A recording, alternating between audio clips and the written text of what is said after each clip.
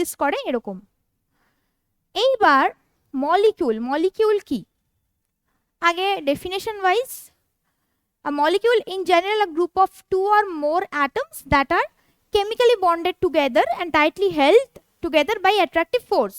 তো এক্ষুনি বললাম কম্বাইন্ড স্টেটে থাকলে, কম্বাইন্ড ফর্মে থাকলে মানে ফ্রি স্টেটে থাকতে পারছে না, বন্ড করতে হবে ওকে, কেমিক্যাল বন্ড করতে হবে, একটা অ্যাট্রাকটিভ ফোর্স ইউজ করে ওকে বন্ডিং, সেই কেমিক্যাল বন্ড না থাকলে কম্বাইন্ড স্টেটে কিছুই ফর্ম হবে না।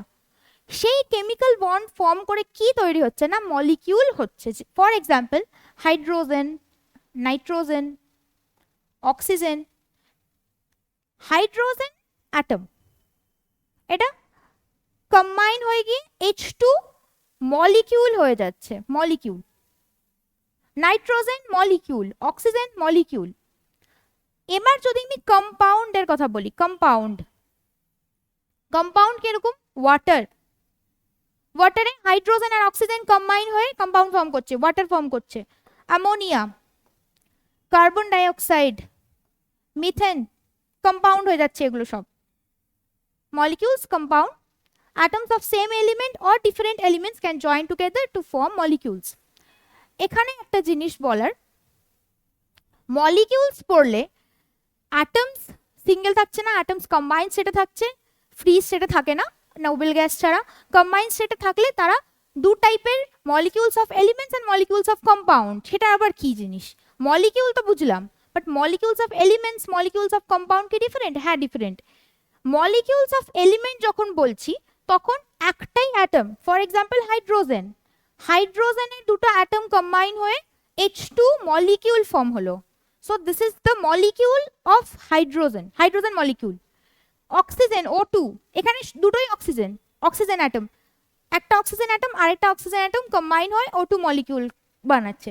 Nitrogen N2, ozone O3 ozone, সবকটাই অক্সিজেন। নাইট্রোজেন সবকটাই নাইট্রোজেন N2 মলিকিউল ফর্ম করছে। এবার মলিকিউলস অফ কম্পাউন্ড, যখন একটা কম্পাউন্ড ফর্ম করছে, কম্পাউন্ড মানে সেখানে সেম এলিমেন্ট থাকছে না, ওয়াটার, হাইড্রোজেন আর অক্সিজেন ওয়াটার করছে। Ammonia, carbon dioxide, calcium carbonate, এখানে কম্পাউন্ড ফর্ম হয়ে গেল, এরা আর এই মলিকিউলস অফ কম্পাউন্ড, কম্পাউন্ডের মলিকিউল হয়ে গেল, অ্যামোনিয়া, ওয়াটার, এরকম ভাবে। কারণ এটা হচ্ছে same type element molecule form করছে, hydrogen, nitrogen, oxygen. Different type element, different type element হয়ে মলিকিউল ফর্ম করছে, those are molecules of compound. Clear? Now atomicity, এটা আবার কি? অ্যাটমিসিটি এক্ষুনি বললাম hydrogen, nitrogen, oxygen, hydrogen, nitrogen, oxygen, এরা same element দিয়ে মলিকিউল ফর্ম হচ্ছে। আবার যখন কম্পাউন্ড ফর্ম হচ্ছে তখন ওয়াটার, অ্যামোনিয়া, কার্বন ডাইঅক্সাইড এগুলো ফর্ম হচ্ছে। তা অ্যাটমিসিটিটা কি? অ্যাটমিসিটি is the number of atoms present in one molecule of an element। মানে আমি যদি নাইট্রোজেনের এক্সাম্পল দিই N2, অ্যাটমিসিটিকে রিপ্রেজেন্ট করা হয় কিভাবে? সাবস্ক্রিপ্ট, এটা এইখানে লেখা হয়, মানে বটমে লেখা হয়। আমি নাইট্রোজেন নিলাম, N নিলাম, N হচ্ছে নাইট্রোজেনের সিম্বল। N কনসিডার করার, Nটাকে সিম্বল হিসেবে নেওয়ার পর 2টা যে লিখবো, 2টা কোথায় লিখবো? এখানে নয়, এখানে নয়, 2টা লিখবো নাইট্রোজেনের সাবস্ক্রিপ্ট বটমে, সাবস্ক্রিপ্ট হিসেবে বটমে, রাইট হ্যান্ড সাইড এইভাবে করে লিখবো, লেফট হ্যান্ড সাইডেও নয়, এরকমও নয়। তো এগুলো ইনকারেক্ট, নাইট্রোজেন হয়ে গেল। এবার অ্যাটমিসিটি কি? এটা যদি একটা নাইট্রোজেন মলিকিউল হয়, N2 is the nitrogen molecule, atomicity is the number of atoms present in one molecule। Nitrogen molecule বানাতে গেলে দুটো নাইট্রোজেন অ্যাটম লাগবে, 4 5 6টা 10টা হলে হবে না, দুটো নাইট্রোজেন অ্যাটম লাগবে, দ্যাট ইজ N2। তো এখানে N2 হচ্ছে অবভিয়াসলি দুটো নাইট্রোজেন অ্যাটমই আছে, তাই এখানে নাইট্রোজেনের অ্যাটমিসিটি 2, সেটাকে আমরা বলি diatomic. Diatomic, di is 2, DI, DI is 2। Diatomic মানে অ্যাটমিসিটি 2, মানে একটা নাইট্রোজেন মলিকিউলে দুটো নাইট্রোজেন অ্যাটম আছে, একটা নাইট্রোজেন মলিকিউলে দুটো নাইট্রোজেন অ্যাটম আছে, তাই ডাইঅ্যাটমিক। আর্গন, হিলিয়াম এরা হচ্ছে Nobel gas. Nobel gas free স্টেটে থাকতে পারে, ওর কাউকে লাগে না। Nobel gas, argon, helium. Mono atomic, mono atomic is 1, mono is 1, MONO, that is 1। Hydrogen, nitrogen, chlorine এগুলো সব ডায়াটমিক, সবগুলো এরকম ভাবে Cl2,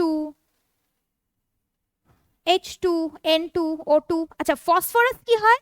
ফসফরাস, এই ডায়াটমিক এগুলো হয়ে গেল। Phosphorus tetra atomic, phosphorus P4, tetra 4, tri is 3, tetra 4, so phosphorus tetra atomic. Next sulphur, sulphur poly atomic, poly is many, poly many, poly মানেই মেনি। পলি অ্যাটমিক মানে একটা দুটো তিনটে না, ওর অনেকগুলো অ্যাটম লাগে। সালফারের S8, সালফারের atomicity, sulphur is poly atomic. Next is sodium, sodium mono atomic, Na। Iron, aluminium, copper.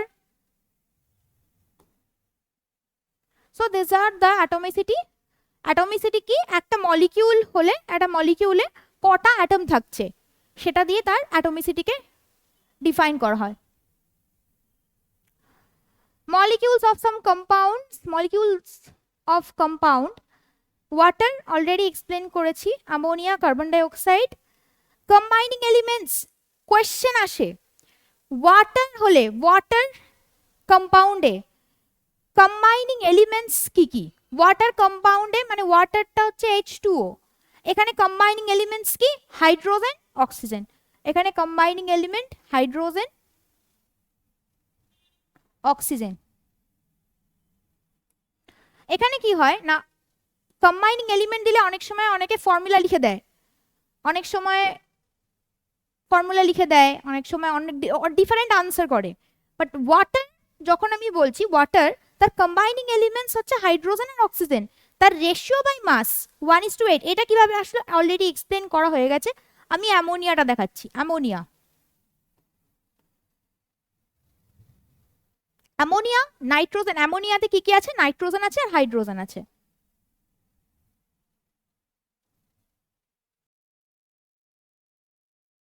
ওয়াটারেরটা আমি অলরেডি এক্সপ্লেন করেছি। ওয়াটারে রেশিও বাই মাস, মানে ওয়াটারে হাইড্রোজেন আর অক্সিজেনের রেশিও, হাইড্রোজেনের মাস আর অক্সিজেনের মাস, তার যে ratio that is 1:8।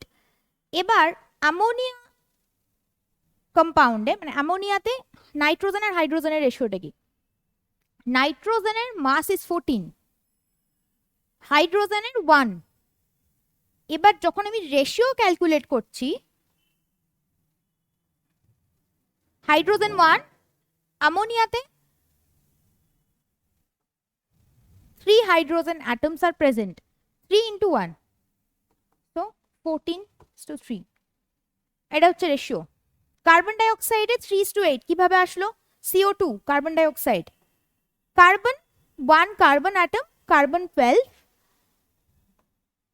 2 oxygen atom, oxygen 16, 2 into 16, এগুলো মনে রাখতে হবে, মাসগুলো মনে রাখতে হবে। 12,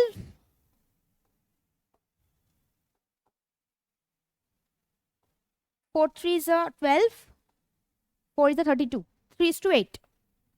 So these are the ratio by mass.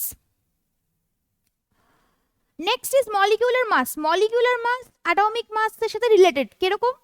atomic mass আমি যদি ক্যালকুলেট করে নিই, atomic mass hydrogen 1 AMU, oxygen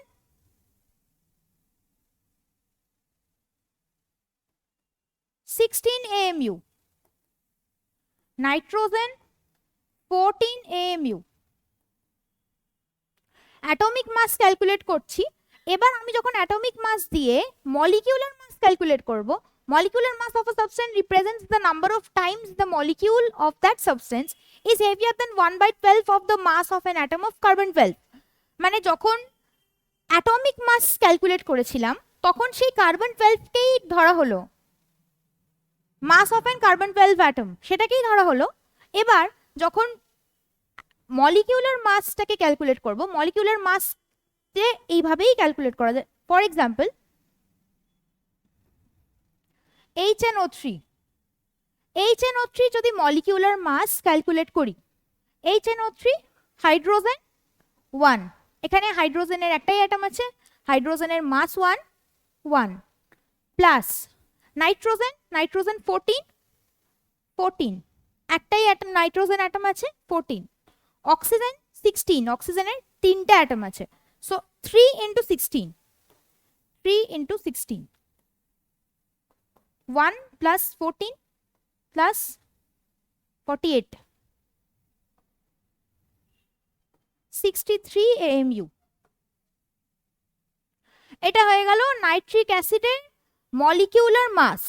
molecular mass calculate করা is very easy. Molecular mass যখন ক্যালকুলেট করব, অ্যাটমিক মাসগুলো জানতে হবে। Atomic mass of hydrogen, nitrogen, carbon, calcium, potassium, সবগুলোর মানে যেগুলো দেওয়া থাকবে মোস্ট কমন, সেগুলোর অ্যাটমিক মাস দেওয়া থাকলে মলিকিউলার মাসটাকে ইজিলি ক্যালকুলেট করা যায় এখান থেকে। ওয়াটারটা বলি, ওয়াটার H2O, ওয়াটার হাইড্রোজেন 1, তো H2O তে দুটো হাইড্রোজেন অ্যাটম আছে 2H, 2 into 1 প্লাস অক্সিজেন 16, তাহলে টোটাল হলো 2 plus 16, দ্যাট ইজ 18 AMU। এটা হয়ে গেল মলিকিউলার মাস।